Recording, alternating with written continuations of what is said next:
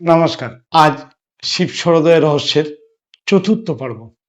কোন স্বরে কোন কাজ আমাদের জীবনের সাফল্যের গুপ্ত সূত্র কিন্তু লুকিয়ে আছে এখানেই। প্রথমে বলি, গত পর্বে আমরা কি জেনেছিলাম? গত কর্মে জেনেছিলাম আমরা স্বর পরিবর্তন করা সম্ভব।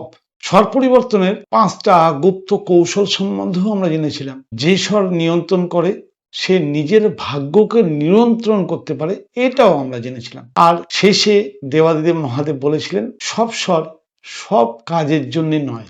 এই পর্যন্ত ছিল আগের আলোচনা। এবার আজকের আলোচনা শুরু হচ্ছে এখান থেকে। দেবাদিদেব মহাদেব গভীর কণ্ঠে মা পার্বতীকে বললেন, হে দেবী, প্রকৃতি কখনো ভুল করে না, কিন্তু মানুষ ভুল করে, কারণ সে সময়ের সঠিক ব্যবহার জানে না। প্রতিটি স্বরের একটা নির্দিষ্ট কার্য শক্তি আছে। ভুল সময়ে ভুল কাজ যদি আমরা করি তাহলেই তো ব্যর্থতা, আর সঠিক সময়ে যদি সঠিক কাজ করতে পারি তাহলেই সফলতা। অর্থাৎ স্বর মানে হচ্ছে কাজের সঠিক সময় নির্ধারণকারী ঘড়ি। অর্থাৎ এখানে কিন্তু যারা পুরোনো এপিসোডগুলো দেখেননি তারা স্বর কথাটার মানে হয়তো বুঝতে পারছেন না। স্বর অর্থাৎ এখানে শ্বাসের কথা বলা হচ্ছে। তাহলে এই শ্বাসই কিন্তু আমাদের সঠিক সময় নির্ধারণকারী ঘড়ি। ইরা বা বাম নাসিকা কোন কাজ করবে, এই ব্যাপারে পার্বতী জিজ্ঞেস করছেন, প্রভু, যখন বাম নাসিকা সক্রিয় থাকে তখন কি করা উচিত? মহাদেব বলছেন, ইরা হলো শান্তির পথ। এই সময় যেগুলো করবেন সেগুলো হচ্ছে ধ্যান, জপ, প্রার্থনা, সৃজনশীল কাজকর্ম, লেখাপড়া, সঙ্গীত, চিন্তা, পরিকল্পনা করা, বিভিন্ন রকম যত গুরুত্বপূর্ণ সিদ্ধান্ত নিয়ে ভাবা, এইগুলো কিন্তু এই সময় উচিত। এই সময় কি কি এড়িয়ে চলবেন? এই সময় এড়িয়ে চলবেন ঝগড়া, তর্ক, দ্রুত সিদ্ধান্ত, ভারী শারীরিক কাজকর্ম। তাহলে এখানটা পরিষ্কার হয়ে গেল, যখন আমাদের বাম নাসিকা চলবে অর্থাৎ ইরা নাড়ি চলবে তখন কিন্তু এইগুলো মনে করে করতে হবে, কারণ এইগুলো উল্টো করলেই আমার বিফলতা। এটা কিন্তু মাথায় রাখতে হবে। বাম নাসিকা কার্যকর থাকে তখন আমাদের মন থাকে অন্তর্মুখী, সংবেদনশীল এবং গভীর। মা পার্বতী মহাদেবকে আবার জিজ্ঞেস করলেন, আর যখন ডান নাসিকা অর্থাৎ পিঙ্গলা নাড়ি অ্যাক্টিভ থাকে তখন আমাদের কিরম কাজ করা উচিত? দেবাদিদেব বললেন, তখন সূর্যের শক্তি প্রবাহিত হয় আমাদের শরীরে, সূর্যের তেজ, সূর্যের শক্তি। তাহলে এই সময় কি করবেন? এই সময় যে কোনো রকম ব্যবসার কাজ, মিটিং, বিভিন্ন রকম জটিল কাজ, সিদ্ধান্ত নেওয়া, ব্যায়াম, ভ্রমণ, প্রতিযোগিতামূলক সমস্ত কাজ এই সময় করা উচিত। আর এই সময় কি এড়িয়ে চলা উচিত? ভুল করুক গভীর ধ্যান, আবেগপ্রবণ চিন্তা, এগুলো করা উচিত না। তাহলে আমাদের ভুলটা কোথায় হচ্ছে? আমরা নারীকে দেখি না, আমরা প্রাণায়াম করতে বসে যাই। হয়তো সেই সময় আমার পিঙ্গলা নাড়ি অর্থাৎ সূর্য নাড়ি অ্যাক্টিভ, আমি তখন অনুলোম বিলোম প্রাণায়াম করার জন্য নিজেকে প্রস্তুত করলাম। মজার ব্যাপার হচ্ছে ব্রাহ্ম মুহূর্তে আমাদের অটোমেটিকলি ইরা নাড়ি চালু থাকে।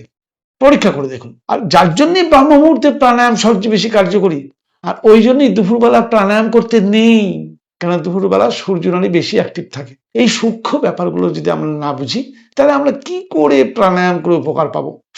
সুষুম্না সম্বন্ধে পার্বতী জিজ্ঞেস করলেন, প্রভু, যখন দুই নাসিকা সমান চলে তাহলে তখন কি করা উচিত? মহাদেব চোখ বন্ধ করে একাগ্রচিত্তে বললেন, এই সময় শুধু ধ্যান, শুধুই আত্ম অনুসন্ধান, কোনো পার্থিব কাজ নয়।